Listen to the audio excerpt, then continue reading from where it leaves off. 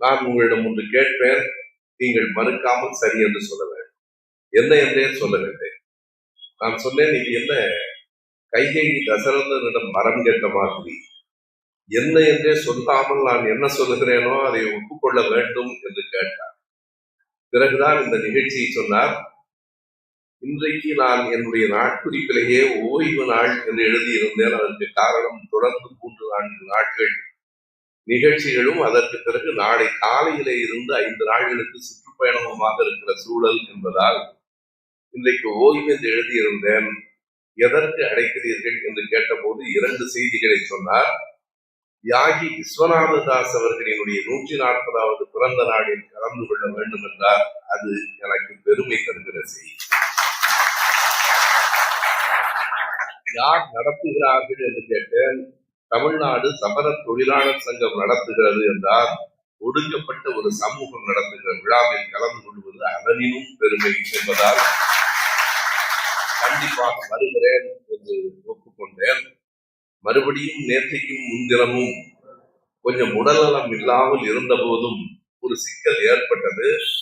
அதுவும் குணமாகி இன்றைக்கு விஸ்வநாததாஸ் அவர்களை பற்றி நீங்கள் அறிந்த, நீங்கள் உங்களின் பாட்டனார் என்று கருதுகிற விஸ்வநாததாஸ் அவர்களை பற்றி உங்களிடமே வந்து பேசுகிற ஒரு வாய்ப்பினை பெற்றிருக்கிறேன். விஸ்வநாததாஸ் பற்றி நான் சரியாக சொல்ல வேண்டுமானால் மிக மேலோட்டமாக மட்டுமே நான் அறிந்திருந்தேன். எனக்கு அவரை பற்றி முழுமையாக தெரியும் என்று சொல்லிவிட முடியாது, அப்படி சொல்லவும் கூடாது. எனக்கு தெரியும் 2 பெயர்கள் சேர்ந்து சொல்லப்படுகின்றன. மதுரகவி பாஸ்கரதாஸ், விஸ்வநாததாஸ் என்று 2 பெயர்களை சேர்த்துத்தான் நான் கேள்விப்பட்டிருக்கிறேன். அறிந்திருக்கிற செய்தி இவ்வளவுதான். 2 பேரும் மிகச்சிறந்த கலைஞர்கள். 2 பேரும் இந்தியாவின் விடுதலை போராட்டத்திற்கு தங்கள் பங்களிப்பை செய்தவர்கள். அவ்வளவுதான். 2 பேரும் எந்த சமூகத்தை சார்ந்தவர்கள், எப்போது அவர்கள் பிறந்தார்கள், எத்தனை காலம் போராடினார்கள் என்கிற செய்திகளை எல்லாம் முழுமையாக நான் அறிந்தவன் இல்லை. மேலோட்டமாகத்தான் அவர்களை பற்றி அறிந்திருந்தேன். என்ன ஒரு செய்தி என்றால், இப்படி ஒரு விழாவை எல்லாம் எடுக்கிற போதுதான் என்னை போன்றவர்களே முழுமையாக அதை தெரிந்து கொள்ளுகிறோம் என்றால், நாட்டு மக்கள் பலருக்கும், ஏன் நான் என்னை போன்றவர்களே என்று கூறுகிறேன், தொடர்ந்து கூட்டங்களிலே பேசிக் கொண்டிருக்கிறவன், புத்தகங்களை படிக்கிறவன், என்னை போன்றவர்களுக்கே முழுமையாக செய்தி தெரியாமல் தான் இருக்கிறது என்று சொன்னால், விஸ்வநாததாஸ் போன்ற தியாகிகளின் வாழ்க்கை வரலாற்றை, அந்த போர்க்குணத்தை அடுத்த தலைமுறைக்கு கொடுக்க வேண்டிய கடமை நம் எல்லோருக்கும் இருக்கிறது.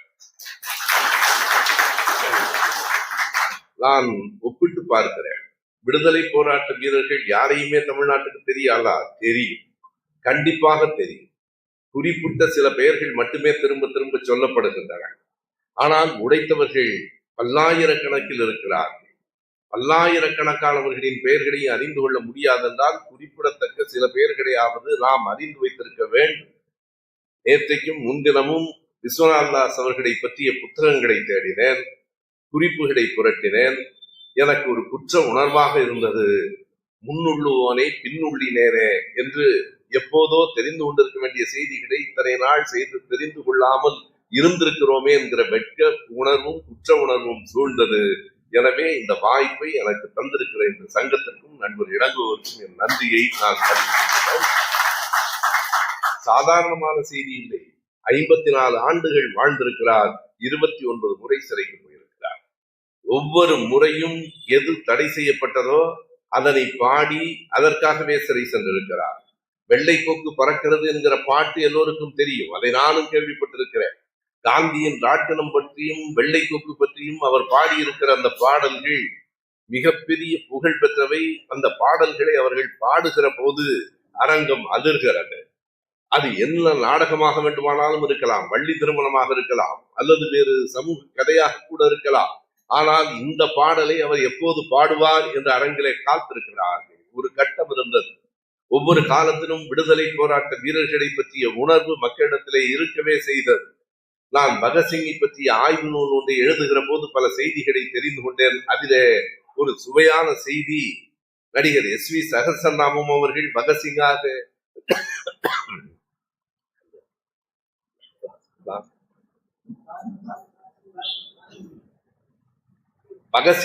நடிக்கிற போது அதற்கு பெரிய வரவேற்பு இருந்திருக்கிறது.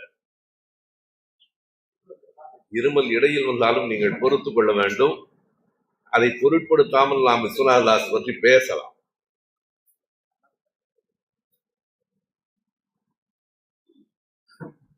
ஒரு முறை SV சகசரநாமம் பகத்சிங்காக நடித்துக் கொண்டிருக்கிறார். இறுதி காட்சி, அவரை தூக்கு மேடையிலே போடுகிற காட்சி. தூக்கு மேடையிலே போடுகிற போது தவறுதலாக ஒன்று நடந்து விட்டது. தெரியாமல் உண்மையாகவே தூக்கிலே மாட்டி விட்டார்கள். அவர் தூக்கிலே மாட்டி தொங்கி அப்படியே பதறுகிறார். மக்கள் அருமையான நடிப்பென்று கைதட்டுகிறார்கள். இதை SV சகசரநாமமே என்னிடத்திலே சொன்னார். ஏறத்தாழ இன்னும் 2 நிமிடங்களில் எனக்கு உயிர் போய்விடும். மக்களோ பாராட்டி கைதட்டி கொண்டிருக்கிறார்கள். சரி, மக்களின் கைதட்டலோடு தான் என் வாழ்க்கை முடிய போகிறதோ என்று நினைத்தேன். கடைசியாக வந்து காப்பாற்றினார்கள் என்றால் SV சகசரநாமம் அவர்களுக்கு அது நடக்கவில்லை, விஸ்வநாத தாஸுக்கு அது நடந்தது. மேடையிலே நடிக்கிற போது ஒரு மரணம் எல்லோருக்கும் இயற்கையானது. 54 வயது என்பது மிக குறைவு. ஆனால் அன்றைக்கு இருந்த நிலையில் அதுதான் ஏறத்தாழ சராசரி வயதாகவும் இருந்தது. இன்றைக்கு மருத்துவ அறிவியல் வளர்ந்ததற்கு பிறகு 75-80 வயதுக்கு பிறகுதான் நமக்கு தளர்வு தெரிகிறது என்றால் அதற்கு மருத்துவ அறிவியல் தான் காரணம்.